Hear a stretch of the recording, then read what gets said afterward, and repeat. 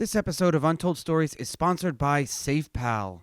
You'll hear more about them later on in this episode. I think regulation is great for the industry. I think it's needed. I think that it's just part of our growth story. I mean, you can't have an industry without regulation. It just doesn't work. It's the two parties need to meet, in the middle. I am Charlie Shrem, and you're listening and watching another epic episode of Untold Stories, where you and I together twice a week, and actually I'm going to be putting out a special episode. We get to dive deep with some of crypto's most influential leaders to truly understand how this movement came to be. Today we have an amazing guest, Derek Barrera. He's the founder of the Steer protocol, and over his 14 years of software experience and 10 years in crypto, he's built cryptographic cross-chain libraries, enterprise custody solutions for all the exchanges and the brokers that you're using today, cross-chain wallets in over 8 different chains and over 500 supported assets. He has helped spearhead the creation of the first layer 2 EVM and has deployed various cross-chain DeFi protocols. He's here to talk to us about some really cool stuff like automated liquidity management, loan payments, asset management, data availability marketplace, automated governance, oracles, things like that on Bitcoin, Ethereum, Optimism, and all different chains. So he'll be here in a minute, and I'm really excited to have him on the show. And October 7th through October 14th, if you're in the USA, please go to the movie theaters. My wife and I produced a movie called Ask Me to Dance, and it's a super funny comedy. She actually stars in the movie with some other amazing people like Brianna Evigan from Step Up 2 and all these other Mario Cantone from Sex and the City. It's been our project that we did together it's been consuming our lives for the past year and a half. If you've been listening to the show, you know about it. We'll play the trailer. Well, I'm divorced. I used to teach ballroom dancing. I don't anymore, but I still love to go out dancing. I have borderline personality disorder. I'm also bipolar. You like to dance? No. How long you been dancing? My whole life. It shows. Thank you. You don't think I'm too old for you? Nope. You're just my type. So we gonna close this tonight, or?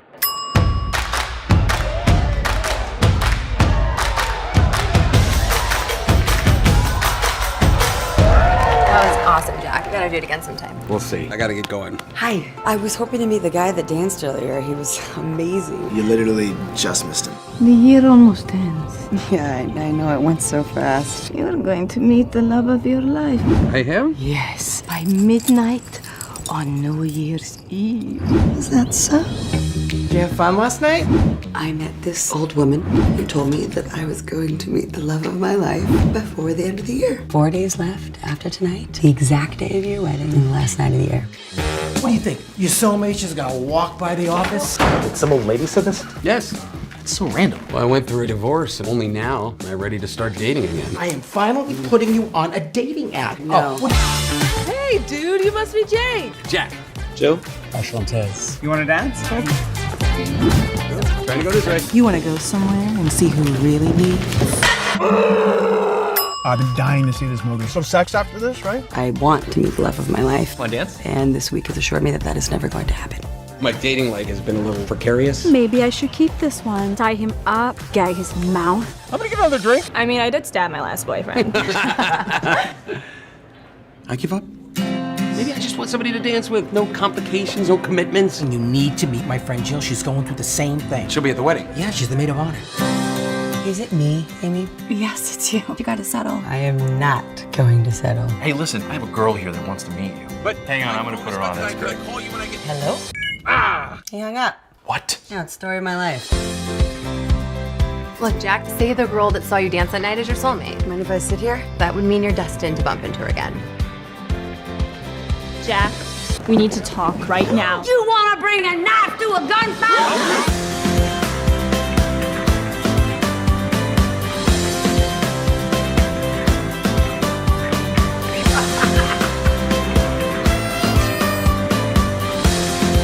I'm gonna go up on the bar. I'm gonna run and jump into your arms. You sure that's a good idea? You didn't catch me. I hope you guys really enjoy that, and please go see it in theaters now. Go to askmetodancemovie.com or go to Fandango. It's playing in over 40 cities around the USA, and you're going to enjoy it. And I want to know if I'm good at anything else other than Bitcoin and crypto and podcasting and stuff like that. And it's really been a passion project for my wife and I. I have a short cameo in the film. You guys are going to love it. It's PG-13. Take your families out. All right, back to a regularly scheduled crypto programming. Thank you so much for coming on Untold Stories today. How's it going? Thank you. Going well. Rainy here today, but a little bit brighter now that we're together. So I'm happy. Where are you based out of? I'm in New Jersey right now. It's a couple hours outside of New York.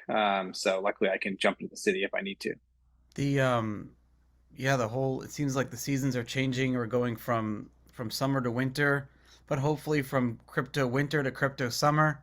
Yeah. Hopefully. Fingers crossed. I mean, as a builder, right? I did a funny poll on my Twitter the other day where I said, "Do you want the bear market to end?" And half the answers were no. I'm not. 56% of people said no. I don't want it to be over because I'm still building. Right. And the other said yes, like pump it or something like that. Where do you fall on that? It depends on what aisle of you're on, right? I'm in between, to be honest. I think bear markets are great because it shakes out a lot of the scams and stuff like that, or a lot of the things that need to be shaken out. And it brings in more fundamentals, which I think is great. But as a builder at the same time, as much time as possible is always also great. I think bear markets are kind of where a lot of the new things get built, right? And where the bull markets where a lot of copies are built. So it's nice to see the innovation coming out these days. What are you working on? Tell us about the Steer protocol. Yeah. So focused right now on Steer protocol. Been building it for just about over a year now. Really excited about it. It's an off-chain compute platform that basically allows you to build apps on our app store that then get run off-chain by our nodes, and allows for us to basically jump into the Keeper network space as well as the compute space for Web3. So if you imagine, people using, let's say, Chainlink for oracles or Gelato for contract automation, we would be kind of one person who would be a little bit above what they offer right now. Is the current Web3 crypto infrastructure, we're talking about a lot of the applications that you built in the past where you have custody solutions, cross-chain wallets, be able to go from one different blockchain to the next, but not only that, but have asset management and governance. What is that, if we opened up the hood and we looked under it, how does it look like right now? Are we at the level where we could potentially overtake other type of data or transaction networks? Sorry, Charlie, can you explain your question, man? I apologize. Yeah, no worries. Looking at the technology okay, so let's go back to when this bear market started. A lot of people look at the macro conditions that existed around the Terra Luna collapse and Sure. The different other you would have these bank runs on different exchanges where people can't pull out fast enough, or different blockchains that can't process transactions fast enough. So the question is are we ready as an industry for the next bull market? Has our technology caught up? Yeah, that's a tough question. I mean, I will say last bear market and bull market, I was like, oh man, we're not ready. But I knew L2s were going to be the thing. You knew if you were building in the last bear market, the L2s were going to take off and hopefully provide us more transaction volume, right? More interoperability. I think it's interesting to see what's happening in the Cosmos space right now, and Polkadot and stuff like that, and how they're trying to solve those problems of how do you communicate against chains and stuff like that. To be honest, if the UN were to say, hey guys, we're switching to Bitcoin, I'm not too sure that we'd be ready. Hopefully we'd use the Lightning Network and figure that out.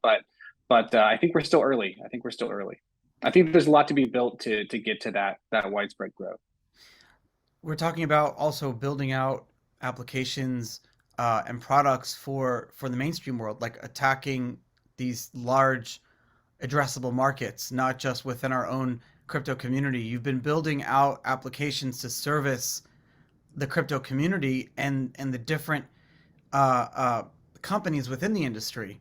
Now with Steer, it seems like you're going after a completely different market. What like the hedge fund world? What is that market? Sure. Yeah, it's kind of like a couple different two main players basically. One is the Web3 space where you're a developer in this space or you're a Web3 company that's trying to build out an idea, right? Maybe you're trying to do compounding interest. Maybe you need an oracle for a data-driven NFT. There's a lot of compute that you'd have to do to then like update that oracle, right? Get it on chain, facilitate all the transactions, make sure everything works properly, right? And that right there is a missing piece, at least from an infrastructure side inside the blockchain space right now. Surprisingly enough, right? We see it in 2022, but it's still a problem. And then for the hedge fund space, for the people who actually can produce yield and can provide these applications or these strategies on top of this marketplace, they need a place basically to be able to find the highest yield. And so we have, yield aggregators and stuff like that, but a lot of them are very kind of like instruments, like they're kind of instruments that you kind of dive into. And Steer protocol kind of breaks that up into actually composable instruments, right? So maybe you're diverging into like multiple different types of investment pools. Maybe you're doing multiple different types of yield strategies at the same time. It's more of like a layer on top of yield so that you kind of manage that. And also, for instance, look at like Deribit, right? Go find out what the implied volatility is, and then maybe you adjust your strategies that way. One of the bigger issues in terms of yield, at least in the Web3 space, is that you can't look off chain for data, right? So everything has to be on chain. And for a while, for the options markets, everyone had to use very, very small illiquid options markets for their kind of data and stuff like that. So when you provide this off-chain data capability for the Web3 space, now you can start providing a lot more cohesive yield, right? Strategies that are a little bit smarter than what we currently produce today. What type of strategies are we talking about? So you could do various different things. One of the ones that we are pretty proficient in is actually market making Uniswap V3. For the listeners who don't know, Uniswap V3 is one of the largest fee generators in the blockchain or in the Web3 space right now. They lead by a long shot. Some of their revenue actually sometimes exceeds the miners of Ethereum during the proof of work days. So we actually have pretty good market making strategies there. We can divvy up liquidity into over 100 different positions, which is kind of cool. So we can do basically any type of like liquidity allocation curve or capital allocation curve. And what that actually allows us to do is kind of like inject more liquidity where it would matter. So like normalize curves using statistics, stuff like that. And basically provide more stable yield for market makers inside the AMM space. What's happening inside Uniswap that all these people are earning yield, and is it transaction fees of those trading on decentralized exchanges? Yeah. So this is just swaps basically going back and forth, and it depends on the pool, right? There's very illiquid pools. There's also pools that are extremely liquid, like USDC and let's just say USDT. Now those pools are great because you can do market neutral strategies, apply a normalized curve, and you would up your APYs pretty easily there. And then there's harder markets to actually tackle, which is more illiquid assets, maybe like, I don't want to name any tokens, but basically X token versus USDC, which might be, a little bit newer to the space, right? And so they don't have the depth of liquidity that one would need to have like an efficient market. So we provide like a platform. So those protocols can go and write their own market making strategies to maybe help the liquidity within their protocol. How is this being done now? So yeah, there's like not many ways to do it currently right now. You're either doing it yourself, and there's a couple tools out there that you can use, or you're using a third party. One thing that isn't there though is being able to do it yourself, right? So I can either let me step back because I guess I just said that, but there's a couple ways you could do it, right? You could either write the logic and handle all of the back testing, management, portfolio management, right? Where you're going to be putting liquidity, all of that could be done yourself, right? Or you could go ahead and use like a third party. What's kind of cool with Steer though is we actually provide a platform where people can actually develop without needing to know how to program, or those who want to get their hands a little bit dirty to actually build these market making strategies on top of Uniswap. There's so many different applications for this. It's not just about right now, it's just about people swapping on Uniswap one token for the next. But you're talking about potentially like insurance products or revenue sharing tokens. Yeah. So like, for instance, practically right now, you could build a market making strategy on Uniswap V3, then go buy insurance over at Nexus, and then potentially also buy some, squeth on the options market, right? To maybe hedge your impermanent loss. Explain all that. What you just said, explain all that.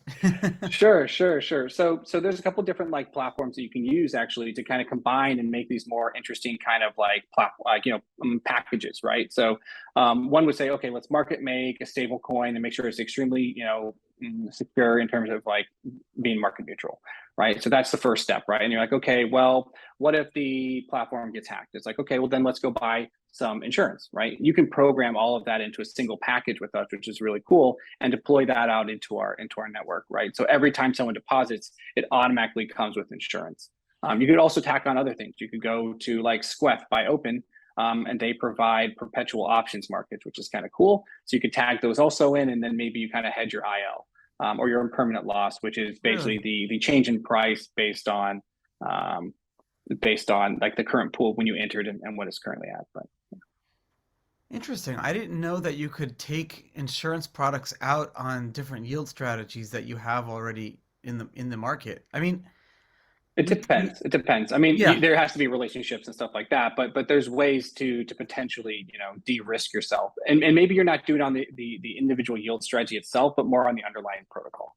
So I want to talk about this word yield for a second, and to give a little like context history. For my adult life, since I've had any dollars to rub together, there has been no yield in banks at all. So I didn't grow up in a world where saving money would or investing would lead to, or like real investing would lead towards like some sort of actually like yield that you can live off of, right? Like banks were offering 1 or 2%, and then here comes and what's interesting is that was always tied to this like Fed rate that's in the news every single month, and the Fed rate affects the Treasury 10-year, which was always very, very low, and so no one could really offer crazy yields because it was all tied together. And here comes in Bitcoin and crypto a few years ago, and all the middlemen disappear, all the businesses disappear, all the companies, it all goes away, and you can actually develop cool, like mimic the same type of yield strategies that exist in traditional finance, but do it on on the blockchain. And that's why we started to see like crazy yields started to develop. Sure. But then they got too crazy, and and things started to fall apart with like under collateralized loans. Can you talk about, if you can, like what happened a little bit there? But more importantly, why should we get excited about yields again? Because you can understand why the listeners would be a little bit jaded. I mean, sure. Yeah, but like this, obviously, when something falls apart is when you need to rebuild it the right way. Yeah, it's very interesting comments. Yeah, so sadly, right, we had a couple different industry leaders, right, kind of put out some under collateralized loans, which basically means if the loan goes belly up, there's no collateral to then give back to the person who actually issued the assets, right? So that's really tough, right? Or the assets which the person got as collateral were basically created by the person who was giving out the loan, right? So that's also like that cyclical problem right there. Everything blew up, right? What's really interesting though is that when it blew up, you didn't really see that happen in the DeFi space, right? On the centralized exchanges, right? All those kind of things blew up, right? And you didn't see MakerDAO go down, right? USDC didn't peg tremendously, right? These are things that actually had healthy, liquidations. Everything was done in an orderly fashion, which is kind of just proves the point of like, hey, look, we do have some magic over here that can potentially save us from the next, potentially, hopefully, global financial crisis. Let's say, hopefully it doesn't happen soon. It might, we'll see. But we need to figure out a better world for ourselves. And that's kind of what brings me to crypto. I was actually working at a bank for a while. I started realizing, okay, wait a second, you're taking my money and going making more money off of me. And I'm definitely not getting that yield in my account. So what's going on, right? Like this should be all, kind of opened up and people should be able to get yield that actually provides a living or can not, just provide you, some kind of stability. Guys, I am so excited to talk about our newest presenting sponsor, SafePal. SafePal is an all-in-one solution. You got a beautiful hardware wallet. You have this amazing fireproof cipher. You got a mobile wallet, an extension wallet similar to MetaMask. You're talking about an all-in-one solution for all of your crypto needs. Founded in 2018, SafePal is a Binance Labs-backed Singapore-based company, the venture arm, where their mission is to make crypto secure and simple for everyone. You got cross-chain swapping, trading services, and more. SafePal supports over 40 different blockchains. I mean, check this out. Look at this. If you back up your private seed in this beautiful metal SafePal backup here and you keep it in your safe, fires or water or nothing degrading over time, you should not be backing up your crypto on pieces of paper. I mean, look at this. Look at the S1 here. It's so cool. This is the hardware wallet. You're talking, I'm used to using the Trezor or the Ledger wallet, but SafePal is a lot better because not only do you get the hardware wallet and the backup cipher, but you also get the mobile wallet, the extension on your Google Chrome or whatever Firefox you use. So it all works together. You don't have to worry about man-in-the-middle attacks and everything like that. You can go to safepal.com, use the coupon code Charlie, and you'll get any of these amazing products. The extension wallet is free, the mobile wallet is free, the hardware wallet and the backup are really, really well priced. It's all super safe and secure, and I love it. I mean, there's no other way you should be using your crypto than SafePal. Crypto bruised a lot of people too, but a lot of people are getting bruised by the stock market now, and gold, and basically almost every asset unless you're in cash. It's interesting going back to like our like econ 101, right? In our economics classes, it was like either the government has like a lever and it's either they promote like savings or spending. And it's kind of funny how it was like spending for so long and they just turn the lever almost like bluntly, and now it's like the dollar is super rising. I mean, what more could you have asked for to encourage like just holding dollars? But in my opinion, it's too much. There's no investment. Oh, for sure. So when things settle, what's it going to look like? Oh, yeah, I don't know. I feel like it's been a pretty knee-jerk reaction, right? I mean, all the rates are basically going crazy. We're seeing what's happening in the UK, right? The UN recently, asked the US. I mean, they're not. I mean, we'll see what happens, but there's a lot of stuff that could go bad, right? And I think that a lot of people might get hurt, and hopefully they can say, okay, well, look, my money's going belly up, right? In actual countries, like in like top countries, right? Not but basically my currencies are going bust.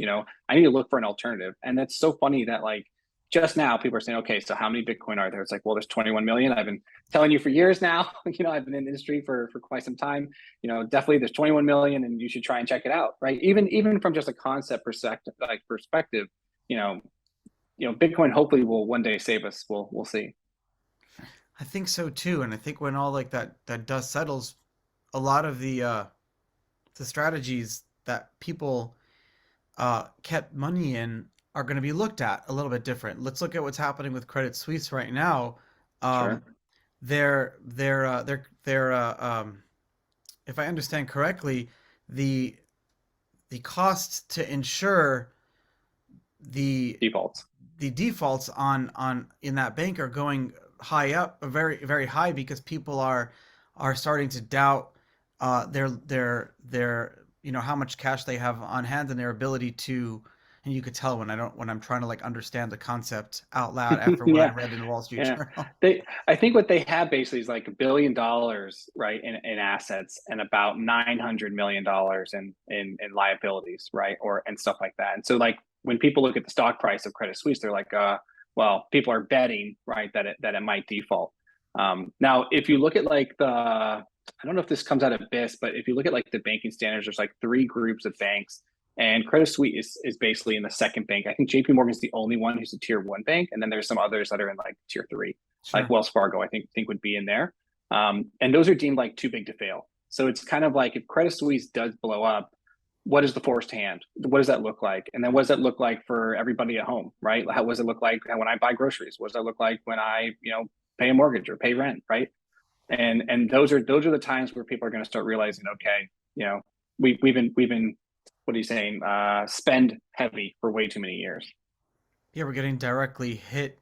We're getting directly hit like on our personal bank accounts. So I guess what I'm getting at is in a world where folks have to decide how to invest their money, do you think if different strategies were developed on Steer as opposed to like behind the curtain at some investment bank, do you think that folks would be demanding this almost like better, safer, more transparent mechanism? Yeah, I personally think so. I think it's basically that there's transparency on that side, right? What's the total risk if these things are in, right? Like if you look at Credit Suisse right now, really hard to understand what are the investments, right? What are the yields that they're getting? What are they protecting? What's the insurance on? All of that isn't really open to the common person, right? So me and you are speculating right now what's going on over at Credit Suisse, right? What's really great about Steer, but even just the blockchain in general, is that there's full transparency, right? If you want to see what pools this is interacting with and what the code looks like and check out the audit reports and make sure, I mean, that's a lot of work, right? And I understand that, but the fact of the matter is that data is there, right? So there is security in that manner that you can jump into something and hopefully say, okay, look, I've done my homework, or I bought insurance. I guess just like we do it over Credit Suisse with Nexus, but I can buy insurance at least to protect myself of like a hack or something like that.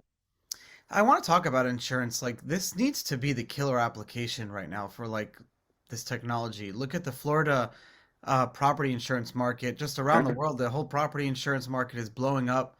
Like this, there has to be a better way to do this. I don't know. There has to. I mean, insurance across the board. I mean, health insurance in the U.S. is also pretty crazy. I don't even have health insurance. Yeah, you should get some. You should get shame on you. It's shame. It would cost me $3,000 plus a month to insure my family, probably more, between me and two other people, and like why I need to get. I think I need to get emergency health insurance, like if God forbid, like cancer or something like that, where I have to go to the hospitals. But the basic stuff, like it's just unaffordable. It's not worth it. Yeah, unless you work for a company. Untold stories. Yeah, I mean, there's a lot of people who don't make a lot of money, right? And I mean, the average income in the U.S. is I'm not too sure what it is, but it's pretty low. Is basically what my point below is. Right? 100,000. It's like 60,000, 30 or 40,000. Yeah. I think it's like 40, 50, maybe 40 or 55. The point though is that like, how do you have that expense? I mean, how are you going to fit $3,000 in every month for that? That's just not going to happen, right? I mean, it's that rent, and then when you buy some food, and then you're maybe. Or okay, I know there's no savings, that's for sure. I remember like a job where I was applying for, and I was trying to make $500 a week, and that was like an amazing salary. It was like $500 a week, came out to like 20 something thousand dollars a year, and I was like, that was so. But that world changed. Yeah, you can't live off of one set of income anymore either, which I think is for the better, probably. Yeah. I remember, I mean, this is just a little side note here, but I remember when I first got out of college, my dad was like, oh, you should take this job with IBM that they're offering you. It was a terrible job. I told him, I was like, Dad, this is not market rate. I'm going to, it was like, I think it was like 35, 40 grand. It's like, what are you talking about as a developer? That's silly. I'm not going to take it. It turned around and easily doubled, if not more, at a different offer. But it just goes to show that, depending on where you live and what you're going through, like life is different, and you need options, right? And the blockchain needs to provide those options. I think for killer apps, yield could be one, right? But what I don't think is going to happen is that my mom, right, my siblings are going to jump into crypto to go get into yield, right? They're going to get into other things, right? Maybe they're going to get into art because they like culture. Maybe it's going to be GameFi that might be the next takeoff for the next one, right? For the next bull market. That right there could bring in a lot of people who don't care about the financial side of the business, right? Or of the blockchain. So we'll see what happens in terms of growth. I don't think it'll be in yield, but I think from an institutional point, right, it would be. I was in Ibiza a few weeks ago, and someone walked up to me at a nightclub at like 3 o'clock in the morning, and he goes, "You're in crypto?" And I said, "Yeah." And he goes, "Crypto's not going to take off until I have to use it, not because I want to use it." And then he walked away. That's interesting. Like, it's fucking brilliant. Yeah. I mean, people are going to be forced to. I mean, eventually. I mean, you talk about CBDC, right? Central bank digital currencies. Like, the moment that they impose those on people, right? Which is whatever. I think that's just where we're going. I don't think there's any way about it. I'm not into it, to be fully honest with you. I don't like the tracking. I don't like the way that's going to play out, right? It's kind of like Orwellian, kind of like this situation, right? But they're going to teach everybody what crypto is. Everyone's going to have a crypto wallet. Everyone's going to have a block explorer, right? They're all going to eventually be like forced to understand what that looks like. And if you've done a bank transfer or had to deal with checks or anything like that in the past, whatever amount of days, right? You're going to say, okay, this is a lot better, right? If I can send money to one person and it takes 14 seconds, that's great. Right? As a crypto business, you also have to do transfers, right? You have to, convert maybe some stables to cash and then pay for some bills, right? There's things you have to do for your business. And when I actually have to hit the traditional banking system, it's the worst because then everything slows down. Like, okay, well, I'll get you your money in 2 to 3 days. The wire's got to finish. That's not conducive to business. Having developed on so many blockchains and continuously doing so, do you think that those folks doing everything you just said are going to have to choose a chain? Oh, yeah. I mean, that's trouble. I mean, there's trilemma. I mean, there's issues basically when you start bridging. Like, let's talk about yield for a second across chains, right? If you go ahead and take some kind of yield product, throw it onto another chain, and then bring it back to another chain, how do you know that didn't, falter, right, or default? And then how's that trickle down to other chains? So I think there's things that need to be solved, and that might be done through snarks and stuff like that, so we can have a little bit more validity and stuff. But yeah, I mean, it's troublesome. The bridges are also a problem, right? How do we provide bridges that are secure, right? Bridge hacks happened all the way down through the bear market. They continue to happen, right? And so how do you build systems that aren't susceptible to those hacks? And luckily, there's scales of what makes a secure bridge and then what makes it a less secure bridge and stuff like that. But yeah, multi-chain worlds, it's happening. Like there's no choice, right? I mean, look at the proliferation of L2s that happened. You have Avalanche subnets now coming online, or that came online, right? Everything's pointing there. It's just which ones take off. I think Polygon's done a great job, right? I mean, all their partners in the past couple of months have been, broad adoption partners. I had a really good conversation about this the other day, and I'm trying to bring it back up to skip all the hubbub about it. But what it came down to is someone was teaching me, Charlie, for this, it actually is a perfect situation. If you look at everything, all blockchains on a scale of decentralization, right? Sure. Like you have Bitcoin and others that are decentralized fully down that path. And maybe you have Ripple's here.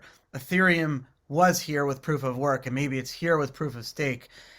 Like you said, the trilemma problem, various degrees of decentralization, but not everything needs to be super hard. You could have a blockchain that is even super more decentralized that only has one block a day, where you'd have to spend a lot of money just to get something in that block. But that could be for land deeds. It's it's based on use case. Exactly, based on use case. Exactly. Or someone said to me, what about a blockchain is just a block when someone passes away, or generational, or stuff like that. So sure. So what if you had that, but you need to encourage some loyalty to the chain. You need to encourage some asset savings and value on the chain, but then they're going to be, that's where you're going to have a lot of the businesses and a lot of the industry folks is they're going to operate like previously how you had the exchanges like Binance and FTX and Mt. Gox over the years be the largest businesses in the space because they operated those toll booths. In the future, those businesses that do it are going to be the ones that provide the cross-chaining. And whether it's asset creation, temporarily wrapping, and what do you think about all that? Ooh, yeah, it's interesting. Yeah, it's a temporary wrapping thing. I mean, it's kind of it brings up the idea, and this is a complex topic, so maybe I'll try and stay as high level as possible. But bridges in themselves are basically communication protocols, right? This chain wants to say this to this chain, and we need to communicate amongst each other. What's interesting though is that there needs to be a communicator for that data. A transaction has to go in one way and come back to the other, right? And so when you think about different bridges, there's different types of bridges, right? There's bridges where you wrap an asset, right? And you send it over. There's liquidity bridges where actually no assets get sent over, but you're actually kind of securing them via those messaging protocols. And so what I honestly would love to see one day, if Steer could, be that, build an application on us, which would be a bundle that then, talks to our messaging layer. Because we do also do messaging. Eventually L1 to L2 communication will be under our suit. Messaging, and we're talking about something like Swift, wire transfers are actually just like a messaging system. Yep. Same kind of stuff, right? And so let's say you have Swift where it's NFTs, right? That's needed, right? but it's not like you need to go build all of that infrastructure, right? If you could just hop onto a messaging protocol, write what kind of messages you want to go back and forth, right? Have that off-chain data, maybe have your proofs, then you can start building wildly different kind of applications on top of these, things. And that's what we're seeing basically with all these bridges kind of come to be. Is like, okay, how do I take this messaging protocol and create something on top of it? And again, I know this is governance into it too. Yeah, yep, 100%. How do you stake those tokens? How do you provide value and security in that manner as well? Do you have any advice for entrepreneurs listening to the show that are starting their new business? You've started multiple projects in the space, so you've kind of been there. What suggestions do you have? Stay focused. There's a lot of stuff that are distractions in the space. And so just keep your eyes, on the prize. There's bear markets and those suck, but if you just keep building, they eventually, fade away. And the value that was created during those lulls actually does produce massive growth for the community as well as the industry on the bull runs. So it's more just kind of understanding why you got into it. From just an operational side of things, if you're in the bear market, you got to run a tight ship, right? You got to make sure that you're focused, you're lean, and that you can make it out of it. One of the big things, I mean, this is not my first crypto winter. So luckily I'm kind of adjusted to it, but they're hard times, right? You'll see friends leave companies, you'll see layoffs, all sorts of different things that are saying, oh man, maybe crypto isn't for me. Usually when you're at the bottom, that's when we start to rise. So hopefully we start rising soon. But yeah, eye on the prize and just keep building. You're in it for a reason. Are we at the bottom is like not really a question that I can ask, but what are some things? I don't know. No, I know. I'm always trying to like remember how did I feel and where was I during like the actual bottoms and the actual tops. I actually need to go back and I should create like a Google Calendar and like try to do that because that could be cool. But I mean, I want to just lastly touch on regulation. What do you personally, as you're building this out, have to think about from a regulatory perspective? Oh boy, a lot of things. So like one thing is that like should multiple people be able to participate in a strategy, right? And stuff like that. And so we have different types of vaults to kind of mitigate some of those issues. So is there a whitelist? Is it a certain amount of people who can, and get involved? Is that whitelist tied to maybe like, registered agents and stuff like that? There's a lot of different things that you need to take care of just from like providing yield products and stuff like that. I think regulation is great for the industry. I think it's needed. I think that it's just part of our growth story. I mean, you can't have an industry without regulation. It just doesn't work because the two parties need to meet, in the middle. And it also helps us, right, in terms of like just like trust. And so, yeah, I mean, I'm not against it. That's for sure. I'm willing to see what happens. I think some of the things that have come out recently are kind of tough because how do you kind of get around some of these like more philosophical questions of how do we build things in the industry? Like you need tokens sometimes, right? Like they're the instrument that allows you just from a technical perspective to know, okay, I need to give you this many outs, right? If it's a 1-for-1, what's the token to then give me back the one? I can't always keep that record. There needs to be a way to keep that record, right? And so for regulation, they need to kind of understand there's technical reasons that some of these things exist. I don't think there's like a bunch of people in a room like saying, hey, let's not provide any clarity so we make it harder on them. I really think that the government has been hiring some of the most brilliant people and engaging our industry a lot. In fact, I know people that get paid, right? Like probably by various, state, you have a lot of like the financial departments in different states and everything, but they're scratching their heads because you said the philosophical and ideological, but also like that's baked into the technology. That's baked into the Satoshi code. I don't know how you solve that. I don't know the answer, but I mean, I don't know the answer. Clarity is important. Yeah. I think it's discourse, right? Coin Center, for instance, does a great job, right? I mean, there's a lot of really good organizations in the crypto space that are working on legislative side, right? Working with lawmakers and stuff like that to provide the clarity because this is a new technology, right? And once you start going even one onion peel away, right? It just keeps getting deeper and deeper and deeper. And you need a real full understanding before you can start making, real legislation around it. Derek, I appreciate you taking the time and coming on Untold Stories today. I'm very excited. There's a lot of really good things going on. I got our fund Druid Ventures that's been investing in different companies and Steer Network included and Steer Protocol and I got a big movie being released in the next coming days, a romantic comedy that I'm really excited about. So I've been in the movie world for a while. I miss talking like in-depth conversations. So thank you for giving me that. I remembered why I fell in love with this industry in the first place. Nice. I'm glad I could be here. And if you ever want to talk shop again, I'm always present.